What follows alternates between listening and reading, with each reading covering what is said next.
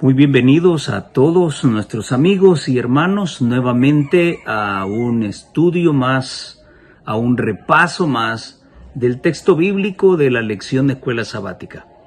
Muchas bendiciones abundantes en Cristo Jesús. Hemos llegado ya a la lección número 11, ya es la penúltima lección de este trimestre, que sin embargo nos ha traído muchas cosas interesantes que poder estudiar. Lección número 11, cómo administrarse en tiempos difíciles. Y aquí de alguna manera hemos aprendido esta semana que nuestro dinero no va a servirnos de nada cuando lo que esperamos venir acontezca.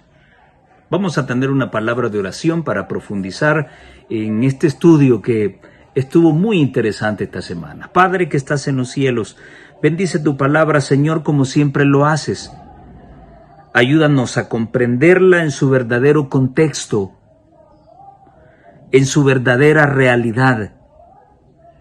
Y permite, Señor, que hoy que vivimos en tiempos de paz, podamos aprovecharlos para poner en práctica la dadivosidad, para que a través de ella aprendamos a confiar en ti, para que cuando los tiempos difíciles aparezcan, pues podamos contar con tu ayuda. Nuestra confianza en ti pueda ser fuerte, plena, de tal manera que nada vaya a movernos de nuestra forma de pensar con respecto a las cosas eternas. Bendice tu palabra, Señor, en el precioso nombre de Jesús.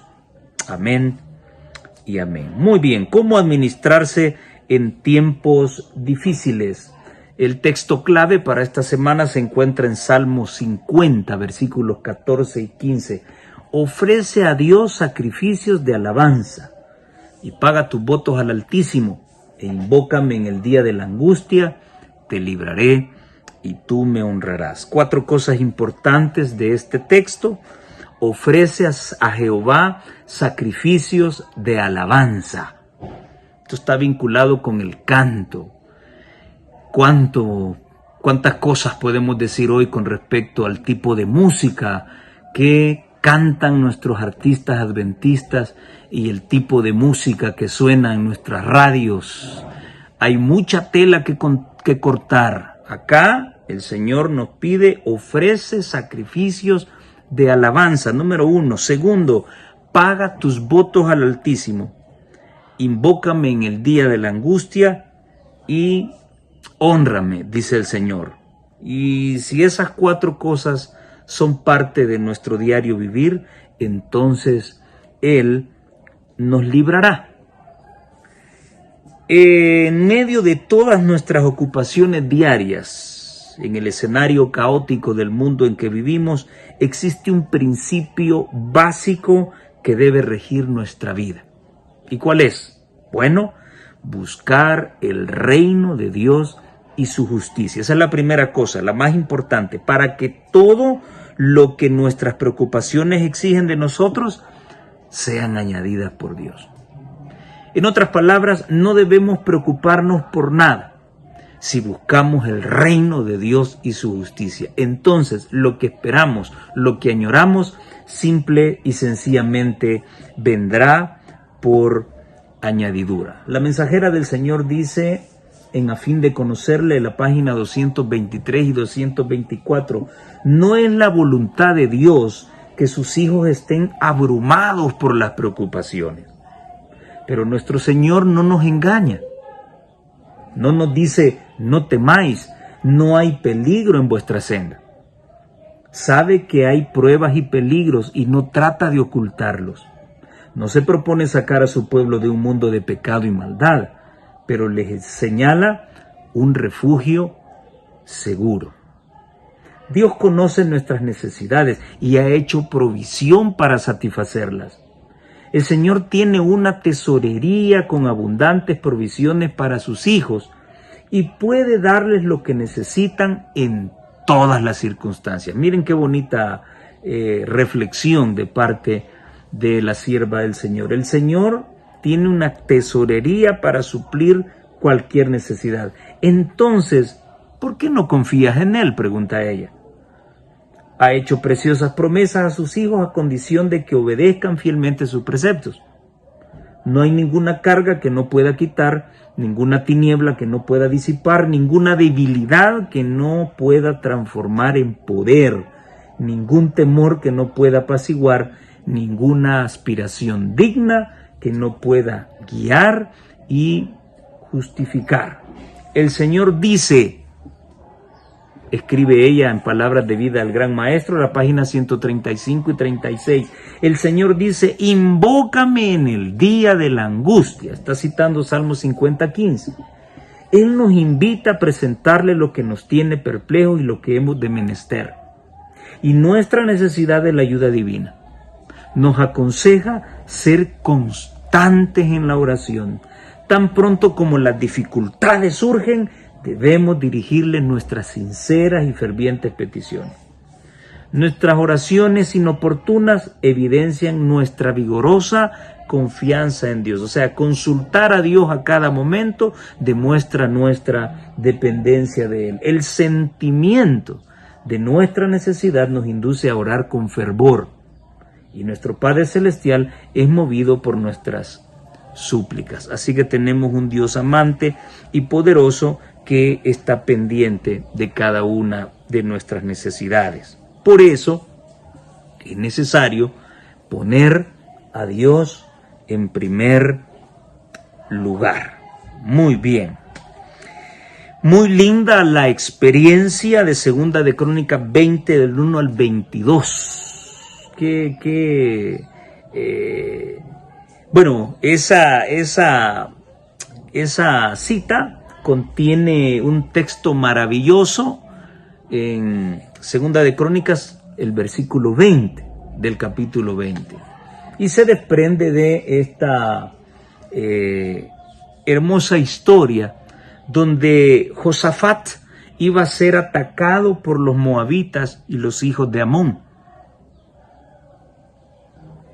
Imagínense ustedes tener esa amenaza encima y llegan a avisarle, mira, los hijos de Amón y los hijos de Moab se acercan acá y vienen directamente aquí a destruir el campamento. La palabra de Dios menciona de que Josafat tuvo temor. ¿Y quién no? ¿Quién no lo teme? En cierta ocasión le preguntaron al general Patton si él tenía miedo y él respondió, no conozco a ningún soldado que no tenga temor. Así que el miedo es natural, es parte de nuestra personalidad. Josafat tenía temor. Y lo que hizo fue convocar asamblea. Interesante estos llamados importantes, muy parecido al de Josías y al de otros grandes hombres que hicieron grandes llamamientos para humillarse delante de Dios. Josafat reúne al pueblo, oran al Señor, una oración tan preciosa la que aparece allí. Y entonces, qué sabroso es, en medio de las malas noticias, escuchar noticias buenas. Y entonces son muy célebres las palabras de Jaasiel cuando el Espíritu Santo cae sobre él y le dicen, miren, no se preocupen, que esta batalla no es de ustedes. Esta batalla es de Dios.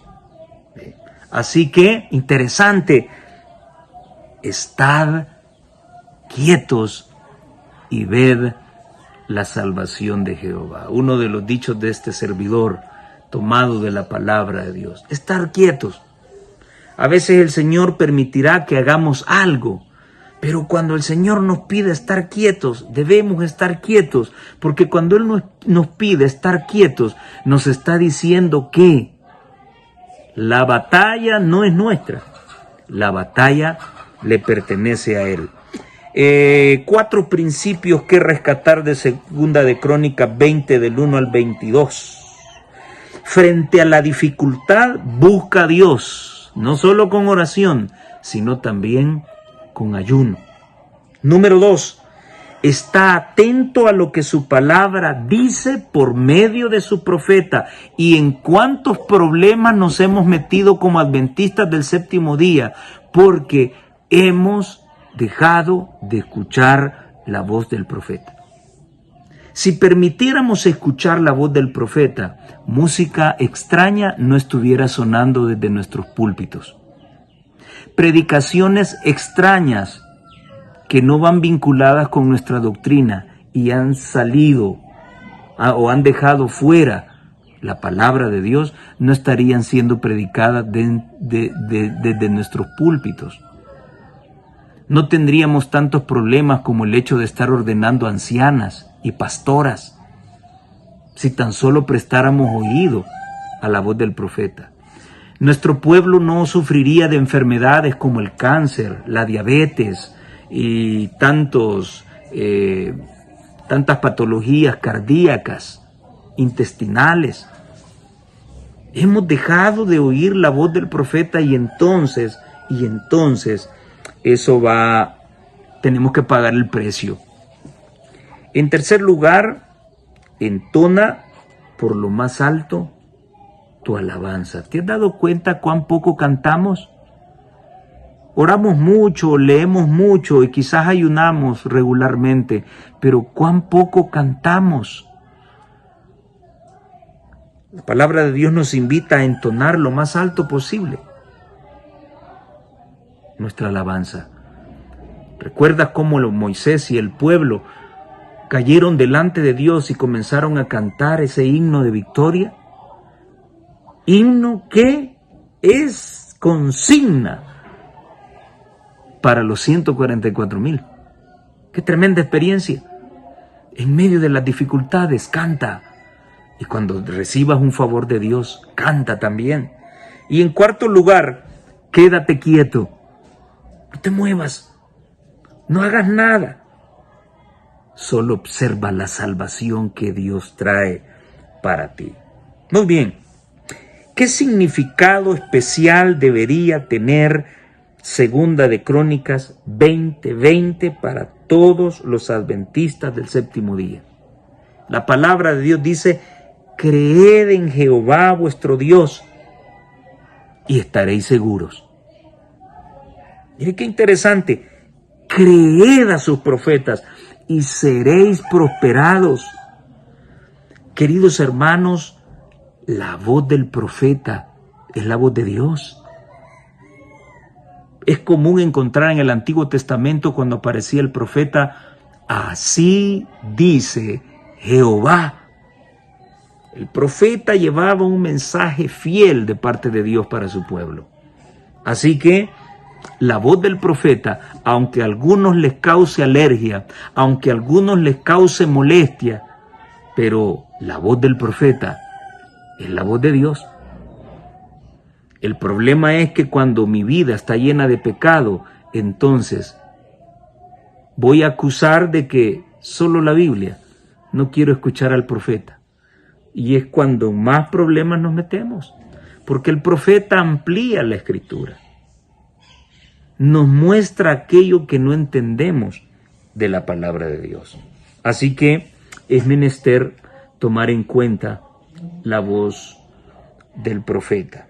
La sierva del Señor dice que Josafat era un hombre de valor. ¿Cómo es que le dio temor entonces? Escucha. Durante años había fortalecido sus ejércitos y sus ciudades.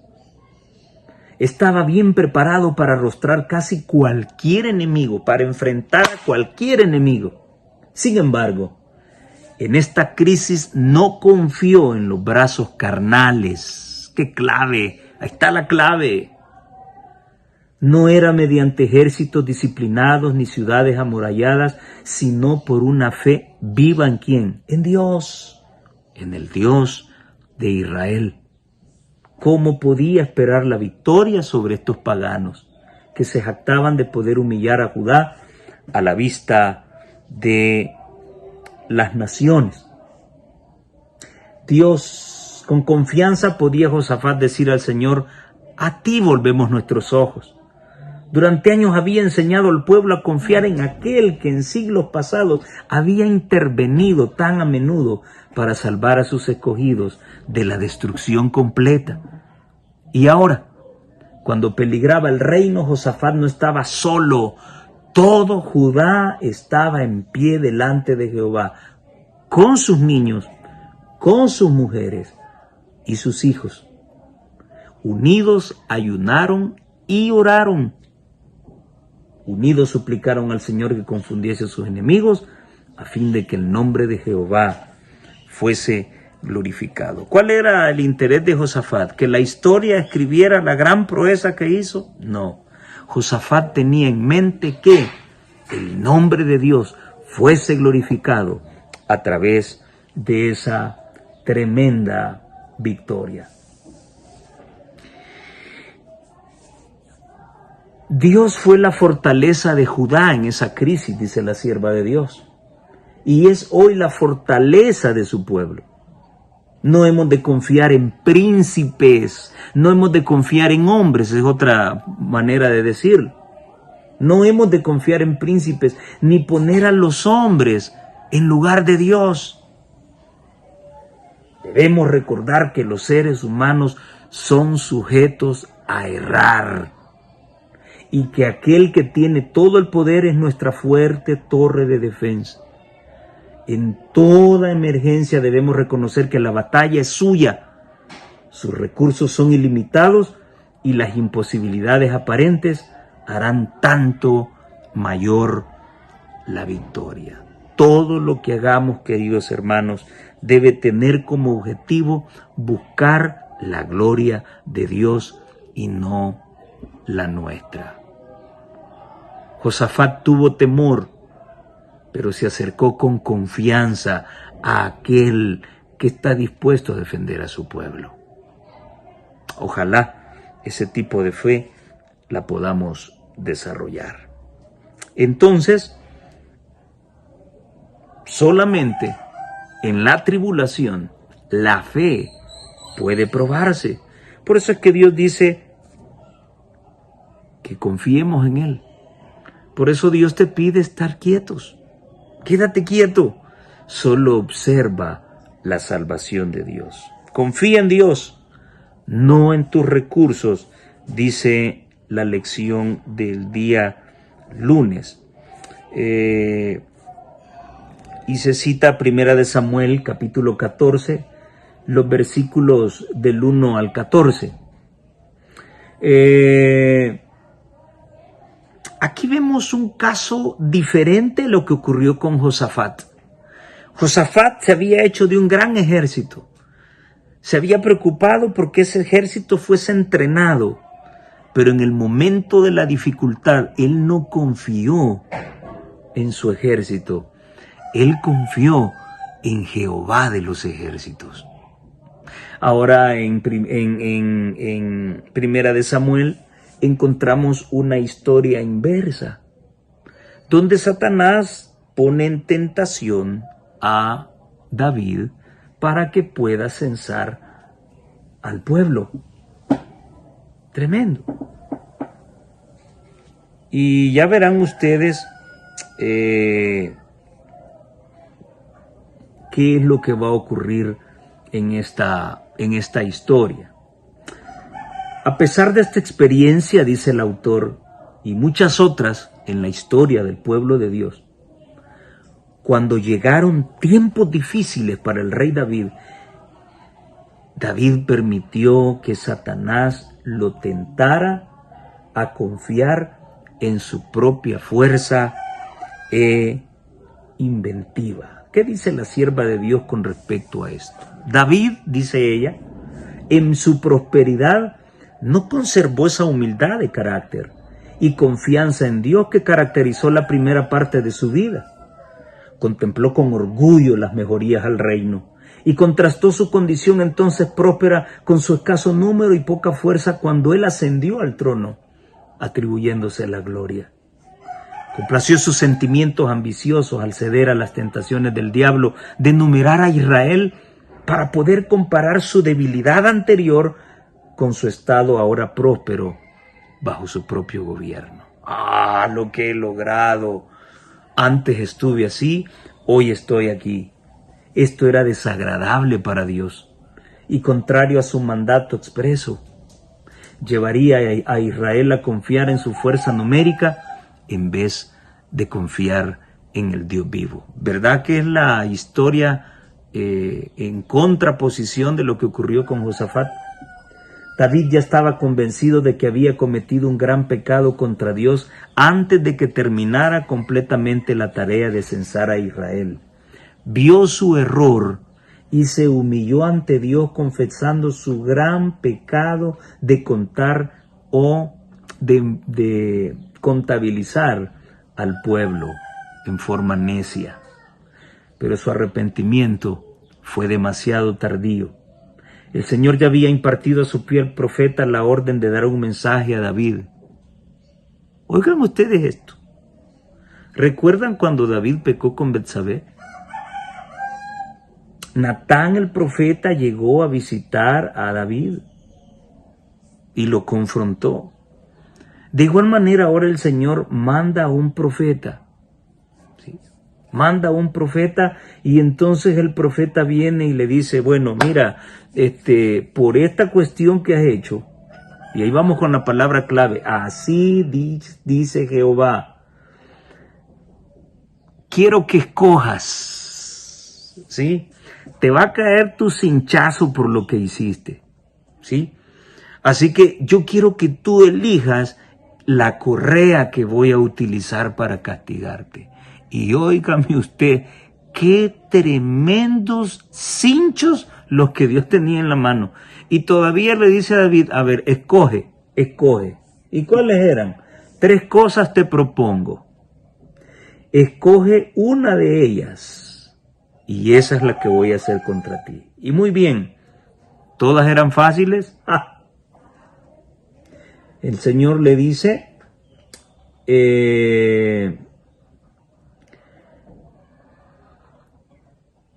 primero, por 3 meses vas a ser derrotado por tus enemigos con la espada de tus adversarios. Si no te gusta, pues puedes escoger 3 días, 3 años de hambre. Vean ustedes eso. 3 años de hambre o 3 meses siendo derrotado por sus enemigos. ¿Sí? O 3 días.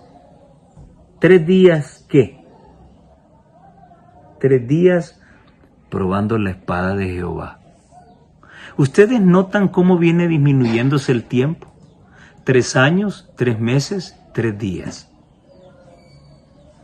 ¿Por qué la parte del castigo que le correspondía a Dios lleva menos días? Jehová castigando a su pueblo por 3 años. Yo creo que se lo acaba. Y oye, le dice el profeta, apúrate que tengo que darle una respuesta al que me envió. Así que apúrate, pensá. Y bueno, David tuvo que tomar la triste decisión de elegir que el Señor lo castigara con su espada por 3 días. ¿Cuántas personas murieron? 70,000 hombres murieron por culpa de David. Muy bien. Pregunta. ¿Cuándo se desarrolla el carácter cristiano? ¿Sentado en una hamaca? Sin problemas, sin deudas, sin situaciones difíciles, sin que nadie hable de ti falsamente, sin que nadie te acuse falsamente. ¿Así se desarrolla la fe? ¿Cómo se desarrolla la fe? No es fuera de la prueba, dice la sierva de Dios en Hechos de los Apóstoles, página 373. No es fuera de la prueba, sino en medio de ella, donde se desarrolla el carácter cristiano. Expuestos a las contrariedades y a la oposición, los seguidores de Cristo son inducidos a ejercer mayor vigilancia y a orar más fervientemente al poderoso auxiliador.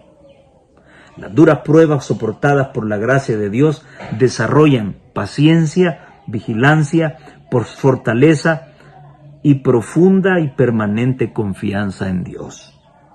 Este es el triunfo de la fe cristiana que habilita a sus seguidores a sufrir y a ser fuertes, a someterse y así conquistar, a ser muertos todo el día, sin embargo vivir, a soportar la cruz y así ganar la corona de gloria. En la tribulación es donde el carácter se desarrolla.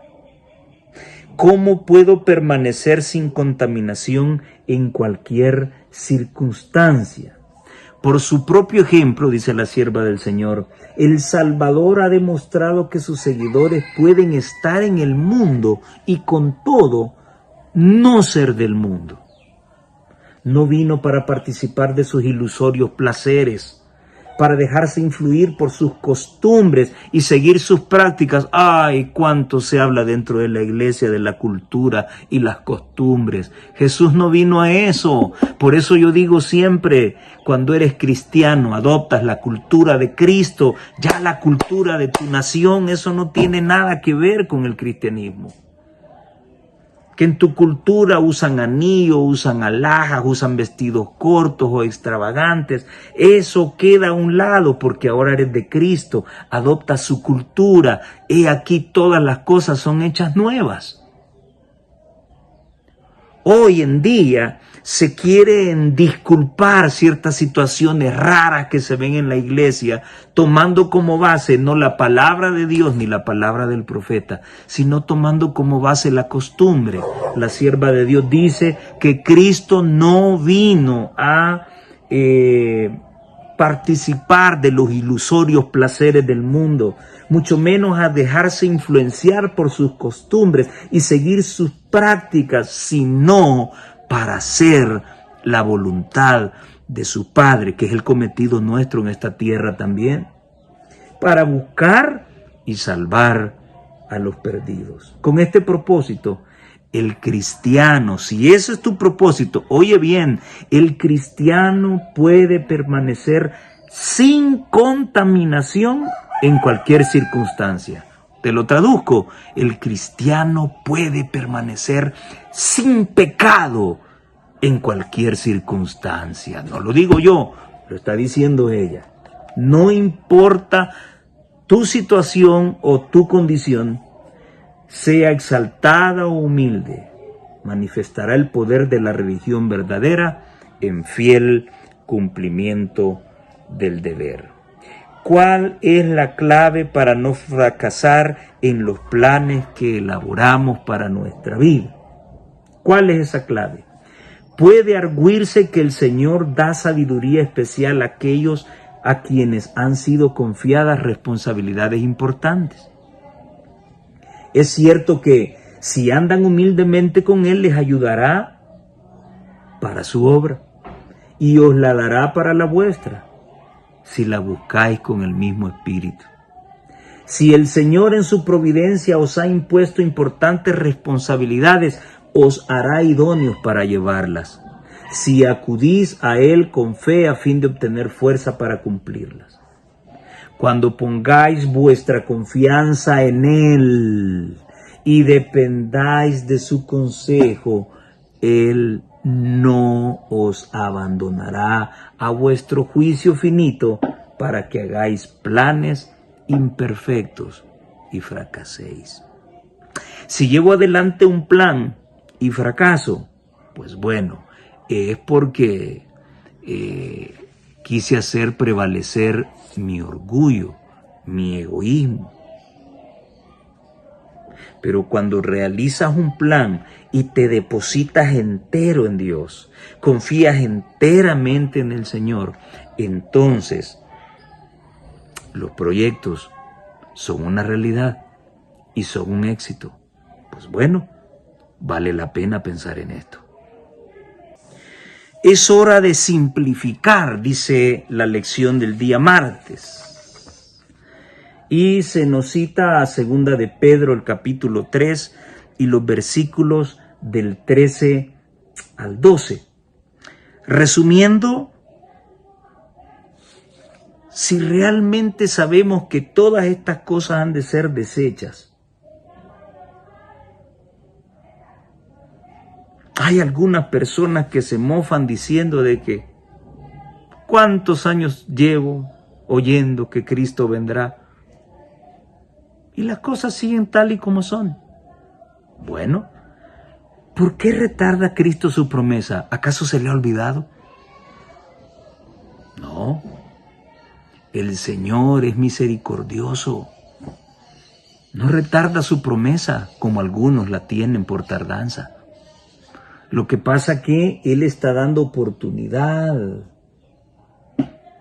Él es paciente con nosotros. Quiere salvarnos y nos regala un poquito más de tiempo.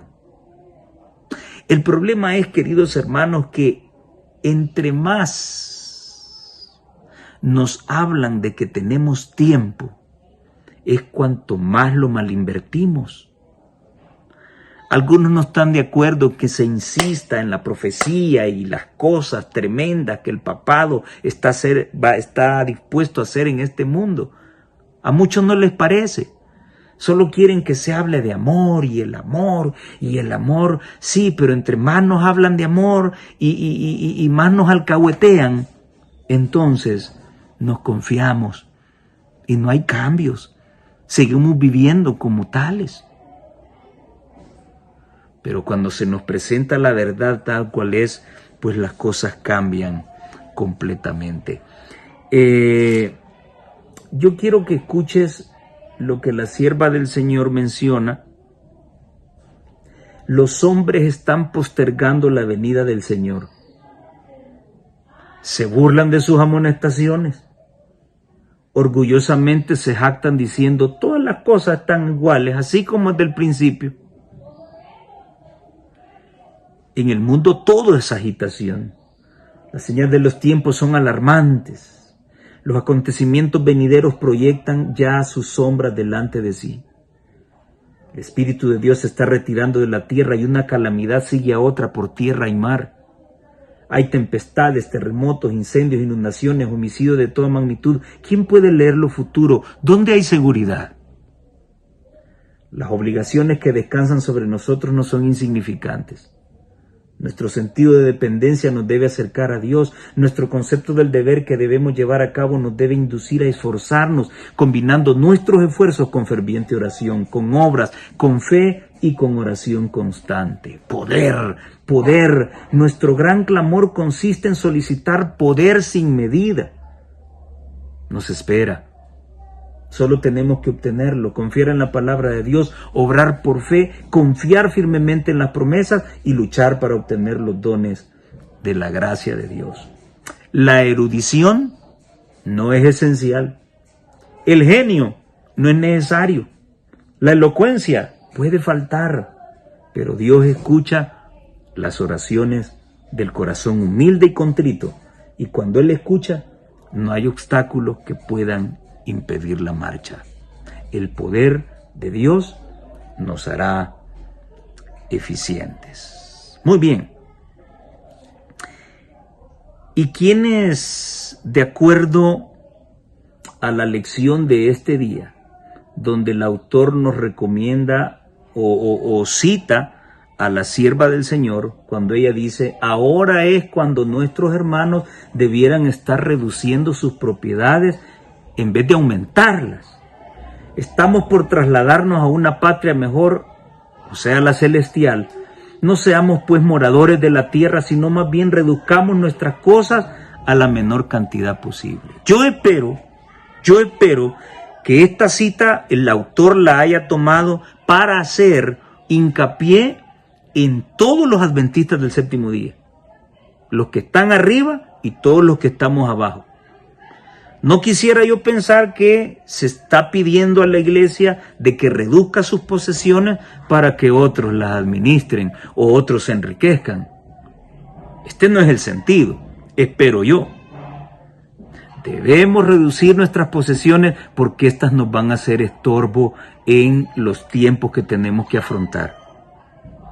Y por otro lado, llegará el tiempo en que el dinero no va a valer nada para ti, simple y sencillamente por guardar la ley de Dios.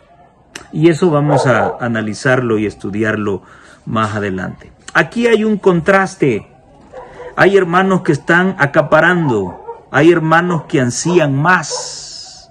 Y no quisiera pensar que se utilice la Biblia, el Espíritu de Profecía, para decirle a la iglesia que reduzca sus posesiones para engordar a otros que están acaparando las posesiones que deberían estar siendo utilizadas para la causa de Dios. ¿Quiénes son esos otros? Bueno, usted ya sabe quiénes son y ya los conoce.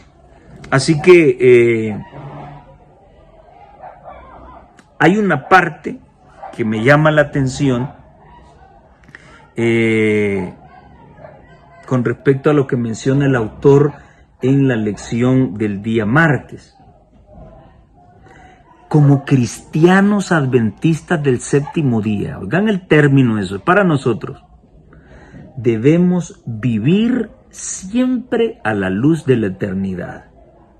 Sí, desde luego, tenemos que esforzarnos para costear nuestras necesidades y las necesidades de nuestras familias. Y si hemos sido bendecidos con riquezas, no hay nada de malo en disfrutarlas ahora, con tal de que no nos volvamos codiciosos y de que seamos generosos con los necesitados. Excelente. Sin embargo, dice él, siempre debemos recordar que todo lo que acumulamos aquí es transitorio, fugaz, y si no tenemos cuidado, tiene el potencial de corrompernos espiritualmente. Estoy totalmente de acuerdo con el autor en este trozo que escribió. Todo lo que acapares no te va a servir para el futuro. Ya lo estudiamos también. Cuando te mueras, no te vas a llevar absolutamente nada. Así que, si vas a reducir tus propiedades, hazlo para sostener la obra del Señor. Bien. La lección del día miércoles nos habla acerca de prioridades. Y dentro de esas prioridades, pues se menciona lo que habíamos ya mencionado en una lección anterior con respecto a las decisiones. Las prioridades casi siempre son el resultado de una decisión. Y en Mateo 6:24 es Jesús quien nos dice que ninguno puede obedecer o servir a dos señores. O aborrece a uno y ama al otro, o estima al uno y menosprecia al otro. Pero no se puede servir a Dios ni a Mamón, ¿verdad? Ni a las riquezas. Eso debe estar clarísimo. Ahora, en la vida cristiana, como está estipulado en la Biblia, no está contemplado un compromiso a medias con Dios. O estamos con Dios o no estamos con Dios, punto. Y quiero compartir con ustedes diferentes llamamientos en donde Dios a través de sus siervos le pide a su pueblo que tome una decisión. La primera cita que quiero compartir contigo, esto no está en la lección, se encuentra en Éxodo 32, el versículo 26, cuando se construyó el becerrito de oro.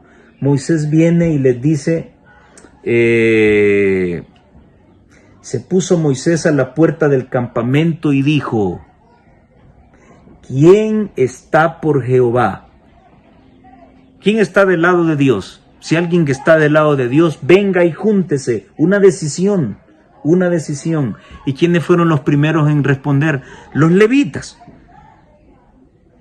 Ahí es cuando toman relevancia los levitas. Una decisión. Quien está de parte de Dios, venga acá del lado donde yo estoy, dijo Moisés. Una decisión. Otra decisión importantísima la encontramos en el libro de Josué, el capítulo número 24 y el versículo número 15. Otra consigna maravillosa en mi vida. Y si mal os parece servir a Jehová, escogeos hoy una decisión. ¿A quién sirváis? Si a los dioses a quienes sirvieron vuestros padres cuando estuvieron al otro lado del río, o a los dioses de los amorreos en cuya tierra habitáis, pero yo y mi casa serviremos a Jehová. Otra prioridad, otra decisión. Vamos a Primera de Reyes, el capítulo 18, y vamos a leer el capítulo 21, en donde el escenario cambia y ahora aparece Elías frente a los sacerdotes de Baal. Y Elías, antes del milagro que Dios iba a hacer, le hace un llamado al pueblo del Señor. ¿Hasta cuándo claudicaréis vosotros entre dos pensamientos? Si Jehová es Dios, seguidle, y si Baal es Dios, id entonces en pos de él. Y el pueblo no respondió nada. Decídanse. Los que están de parte de Jehová, vénganse de este lado. Yo no sé a quién van a servir ustedes, pero yo y mi casa serviremos a Dios. ¿Hasta cuándo van a claudicar, van a estar jugando entre dos formas de pensamiento? Si Jehová es Dios, síganle. Si Baal es Dios, vayan en pos de él, pero tomen una decisión. No digan que son cristianos y siguen aferrados al mundo. Tremenda decisión. La otra decisión está en Mateo 6:24, que la acabamos de leer, donde el Señor dice, pues bueno,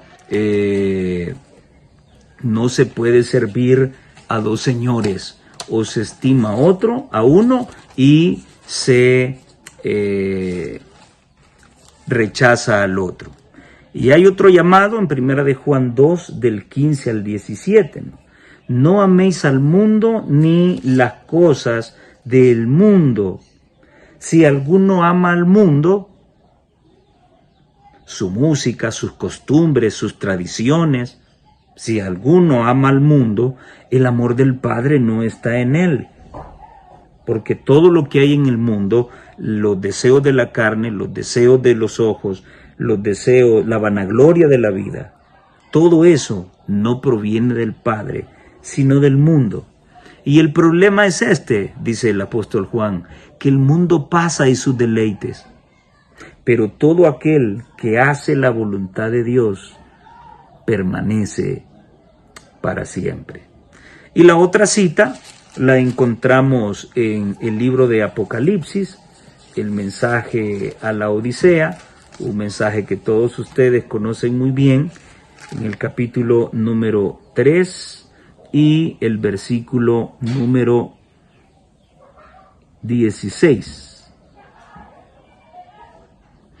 Por cuanto eres tibio y no frío ni caliente, te vomitaré de mi boca. Toma una decisión. O te calientas o te enfrías, pero no seas tibio, porque eso da vómito.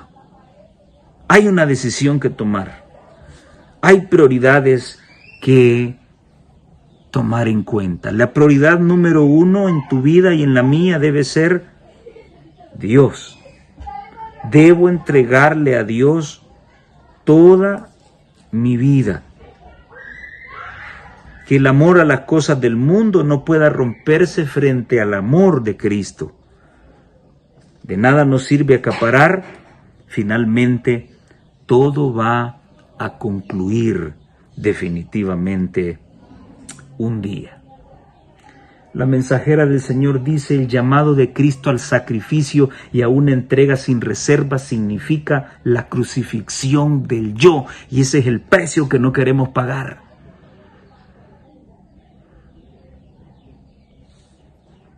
Esa otra mujer que tienes, sí tú, y que no es tu esposa, sacrifícala. Ese es el yo que debes sacrificar.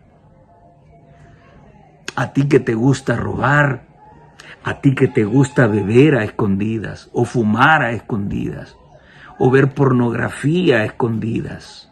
Ese es tu yo y debes sacrificarlo, porque de lo contrario vas a perderlo todo.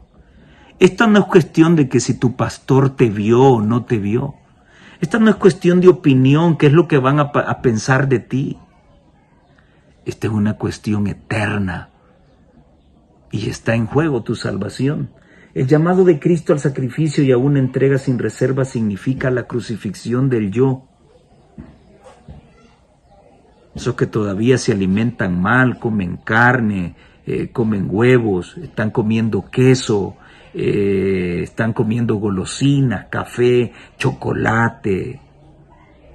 Hay que sacrificar el yo. Eso significa una entrega total a Dios. Para obedecer este llamado debemos tener una fe incondicional en Él como ejemplo perfecto y una clara comprensión de que hemos de representarlo ante el mundo. Quienes trabajen para Cristo han de hacerlo a la manera de Él, han de vivir su vida, su invitación a su entrega incondicional ha de ser suprema para ellos. No han de permitir que vínculo o interés terrenal alguno les impida rendirle el homenaje a sus corazones y al servicio de sus vidas. Perseverante e incansablemente han de trabajar con Dios para salvar a las almas que perecen del poder del tentador. Esto está en la página 233 de Alza tus ojos. Muy bien, y ahora vamos a la parte final del día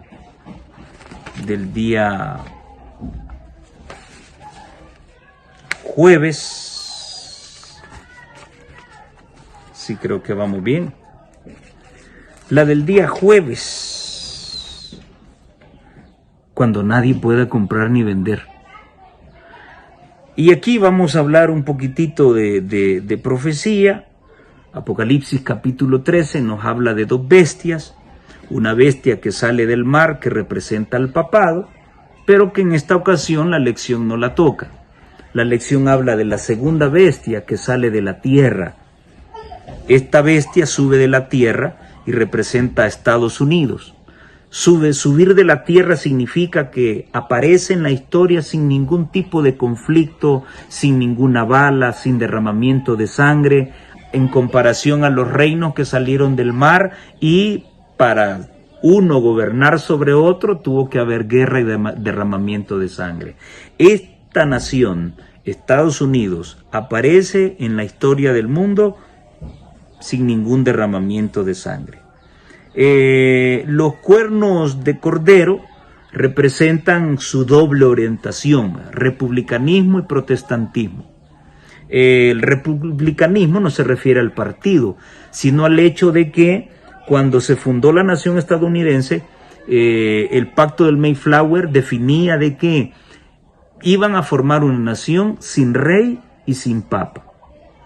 Y ya esos cuernitos de cordero significan no solamente juventud, una nación joven, sino también el elemento cordero está vinculado con Cristo y por lo tanto estamos hablando de una nación cristiana.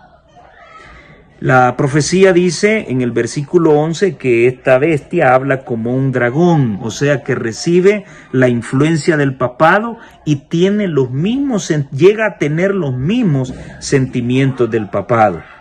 El versículo 12 nos dice que esta bestia ejerce toda la autoridad del papado bajo la mirada del papado, bajo su acecho y bajo su supervisión. Luego también habla de que esta nación promueve entre todos los habitantes de la tierra, todos, que se adore al papado. Estados Unidos está llegando a eso. Llevará al mundo a los pies de Roma. En el versículo 13 dice de que Estados Unidos hará grandes señales y pone como ejemplo el hecho de hacer descender fuego delante del cielo, a la tierra, delante de los hombres, bajo el consentimiento del papado. El versículo 14 habla acerca de la finalidad que tienen esas señales. Y la finalidad es engañar a la gente. ¿Para qué? Bueno, para ordenarle a los moradores del mundo que hagan una imagen en honor del papado, o sea, la imagen de la bestia. Y de acuerdo a la sierva de Dios, la imagen de la bestia está compuesto por dos elementos. El primero, el protestantismo apóstata. El segundo, la alianza que hará con el Estado para valerse de su influencia para que pueda el Estado poder promover sus imposiciones y apoyar sus instituciones. Interesante. ¿Por qué es la imagen del papado? Esta imagen de la bestia es la imagen del papado. ¿Por qué es la imagen? Porque lo que ocurrió exactamente con ella es lo que el papado hizo al principio. De acuerdo al espíritu de profecía en el libro El conflicto de los siglos, la iglesia de Dios se ligó al secularismo. Permitió que el secularismo y el paganismo la ahogaran. Y entonces, para agarrar fama y poder, tomó al imperio romano. Y esa fusión entre religión y el imperio dio como origen al papado. Entonces, la apostasía, el apostatar de la verdad, el apartarse de la verdad, permitió que se buscara alianza con los poderes fácticos del mundo, y entonces surgió el papado, un poder opresor. La imagen de la bestia hace lo mismo. El primer paso es que las iglesias protestantes van a darle la espalda a la verdad y van a unirse. Y una vez que se han unido, para que tenga poder su palabra y sean apoyadas las instituciones que forme, entonces tomará alianza con el poder civil, que en este caso ya no es Roma, en este caso son los Estados Unidos de Norteamérica. Y una vez unidas, con esa alianza, la sierva del Señor dice que la América protestante habrá erigido una imagen del papado.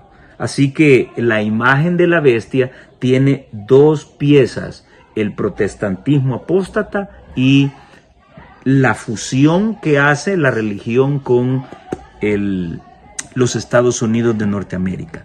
El versículo 15 dice que los Estados Unidos le van a dar vida a la imagen de la bestia. ¿Para qué? Para que el protestantismo apóstata hable y mate a todos aquellos que no la adoren. El versículo 16 nos dice que la imagen promueve la imposición de la marca de la bestia, que no es más que el hijo del papado, el domingo como falso día de adoración. Se le impone a todas las personas a nivel mundial. Esa marca es puesta en la frente y en la mano derecha. Los sitios en donde Dios le pidió a su pueblo que tuviera presente en con respecto a sus mandamientos.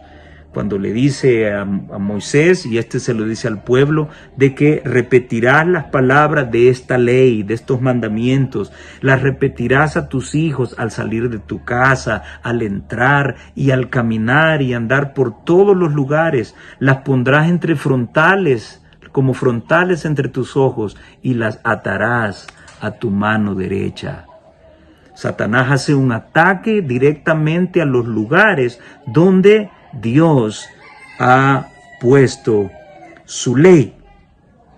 Y el versículo 17 dice, y aquí es donde entra el centro de esta lección, el versículo 17 nos dice que nadie podrá comprar ni vender, solamente aquellos que tengan tres cosas podrán comprar y vender. Los que tengan la marca de la bestia, los que tengan el nombre de la bestia y los que tengan el número de su nombre.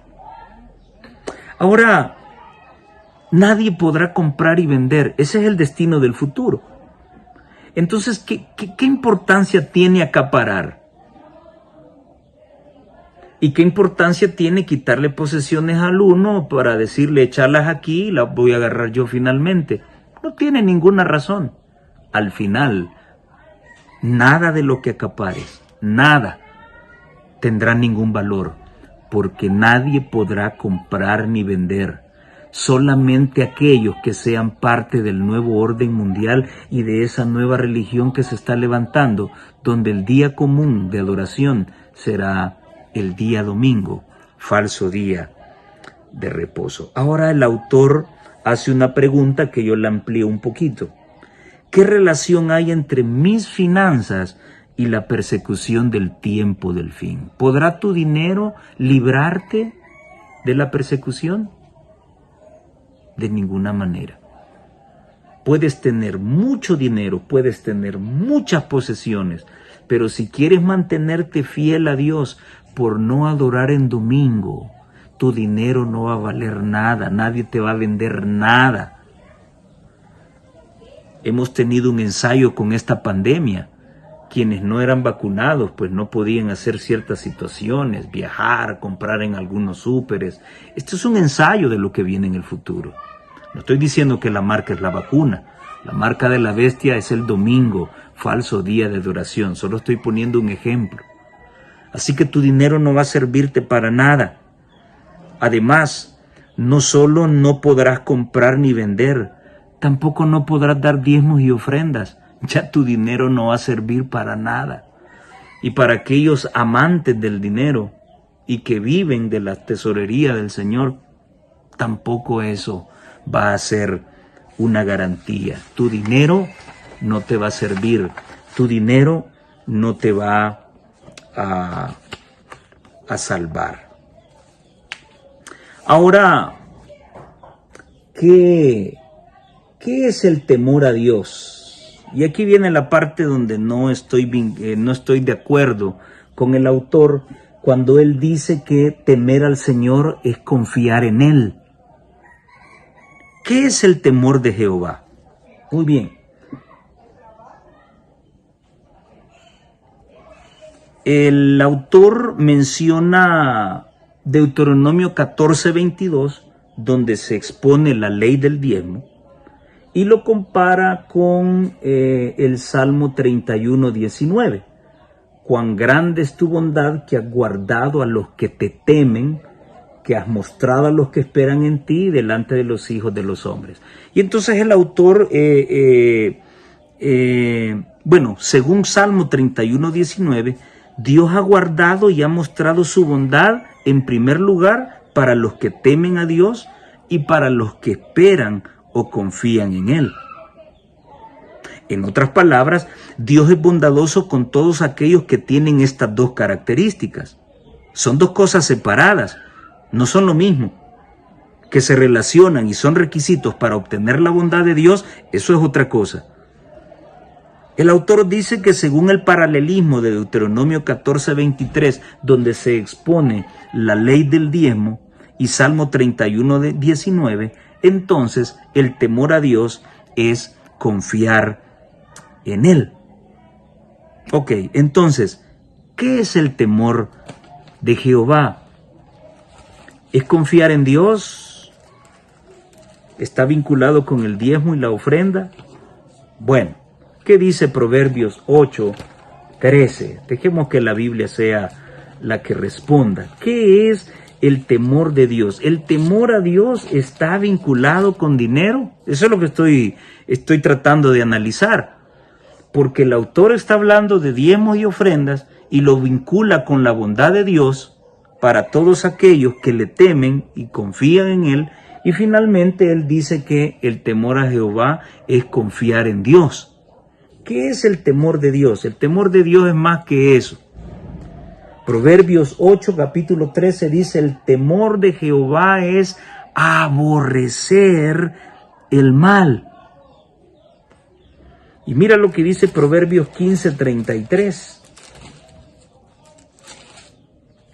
El temor de Jehová es la enseñanza de la sabiduría.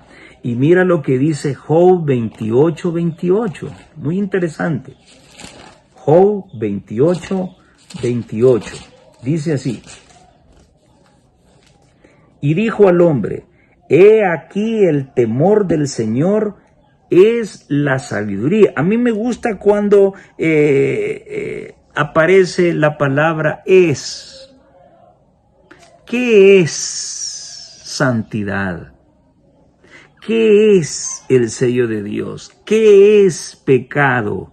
¿Qué es el temor de Dios? Me encanta. Entonces, Proverbios 8:13 ha dicho que el temor de Jehová es. Entonces es un concepto. ¿Qué es aborrecer el mal? Proverbios 15:33 me dice que la enseñanza de la sabiduría o ser sabio es el temor de Jehová. Pero Job 28:28 es más contundente y dice que el temor de Jehová es la sabiduría. Ok, entonces, ¿quién da esa sabiduría? Según Proverbios capítulo 2 y el versículo número 5, quien da esa sabiduría es únicamente Dios. Entonces entenderás el temor de Jehová y hallarás el conocimiento de Dios, dice el versículo 5. Y el 6 dice, porque Jehová da la sabiduría, da el conocimiento y da la inteligencia. Entonces, necesito sabiduría para aborrecer el mal. Por tanto, el principio básico de la sabiduría es aborrecer el mal. Eso es tener sabiduría. Y eso lo dice Salmo 111:10, Proverbios 1:7 y Proverbios 9:10.